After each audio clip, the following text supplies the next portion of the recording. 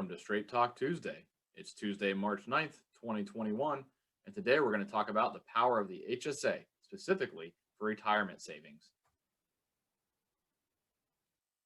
Let's take a quick look at the agenda.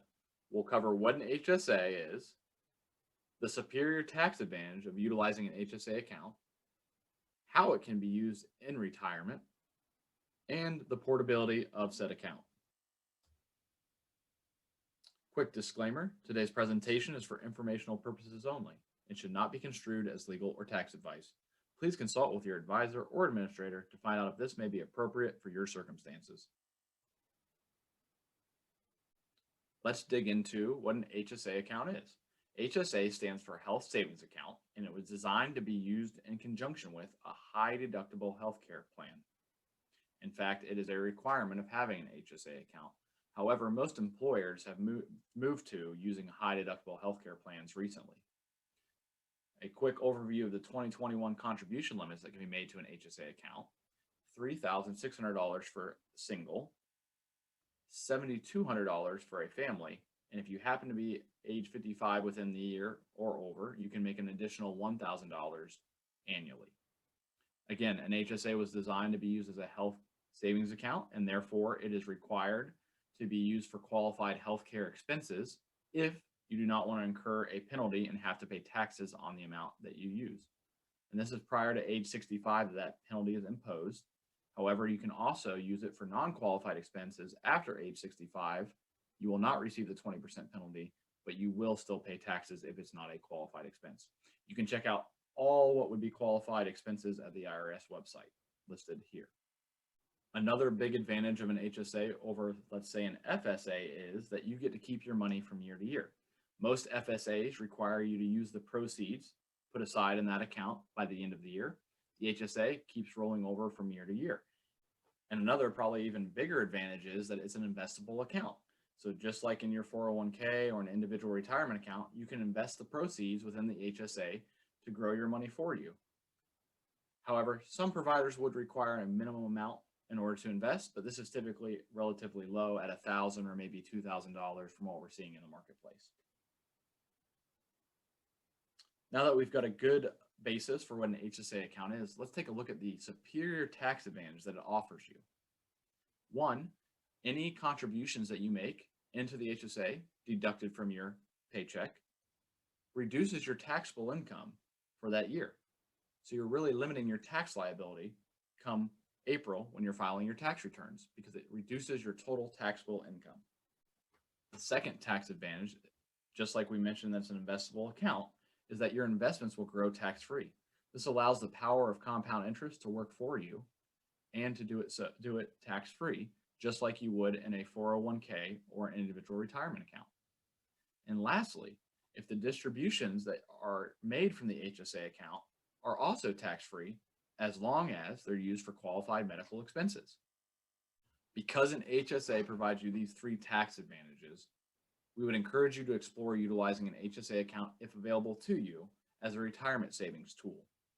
So a strategy you may look at would be to not utilize the HSA for medical or even qualified medical expenses now, but to pay those out of pocket if possible and allow the money in the HSA to stay invested and to continue to grow so that you have a nice nest egg that can be used tax-free in retirement for qualified medical expenses. To illustrate this point, let's take a look at three scenarios. In these scenarios, we're saying that we've invested $2,000 a year in each account that we're looking at in this chart. And for over a 40-year period, that money stays invested, returning 7% annually. And we're at an effective tax rate in retirement and during our working years of 25%. So in the first bar that we see there, the HSA account, we've made those contributions on an annual basis for 40 years, and it has grown to $538,000, we'll call it. As long as those funds are utilized for qualified healthcare expenses, then we get the full $538,000. Likewise, if we were to do the same investment over the same time period and the same return in a tax-deferred 401k or IRA, sometimes also called a pre-tax account, we would only get $403,000 after taking distributions. Our account value at the end of the 40 years would be the same at $538,000, but we would incur almost $135,000 in taxes when we take distributions from that 401k or IRA. Lastly, if we look at a Roth 401k or IRA, where we're paying tax on the front end, but able to withdraw it once we've retired tax free, our total investment would be worth about $417,000. And this is because it reduces our amount we're investing on the front end since we're paying taxes at that point in time. So as you can see here, the most advantageous vehicle is the HSA, with the caveat that it is a restrained to spending on qualified healthcare expenses. So how can you use it in retirement, and why should you care? Well, according to HealthView Services, in a 2019 study, a 65-year-old couple will need roughly $400,000 to pay for healthcare costs for the remainder of their lives. So that's a large amount of money that most people will need in retirement just for healthcare costs. And having an HSA that has grown over time, being able to be utilized tax-free, will give you the best opportunity to pay for those expenses. So some of the things that an HSA can also pay for in retirement that it may not be able to previous is cover Medicare premiums. So it can be used to pay for Part B or Part D premiums and prescription drug coverage. Additionally, if you decide you're going to retire prior to age 65, it can be a bridge for you to Medicare. So if you're purchasing Cobra through an employer-sponsored plan, then it could be used to pay those premiums.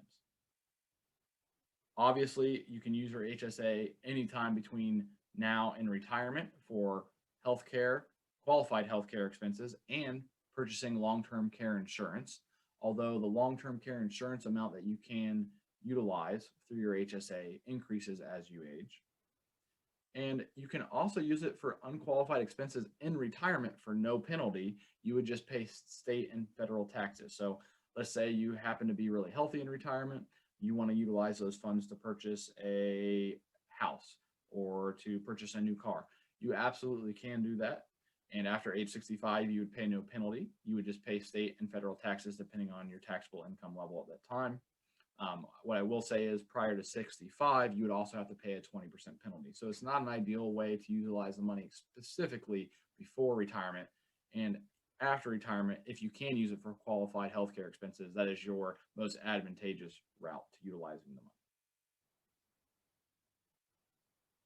Lastly, let's take a look at the portability of an HSA account as part of your will or good testament after you pass away. So if an HSA has your spouse listed as the beneficiary, it remains as an HSA with the same treatment it had with you. So again, your spouse would be able to utilize this in all the ways we've just mentioned with all the same tax treatment. However, if the beneficiary of the account is a non-spouse, then it becomes no longer an HSA account and is taxable to that beneficiary in the year that you pass away. So that would open up the restrictions on how it can be spent, but it's going to be taxed at that point to that beneficiary.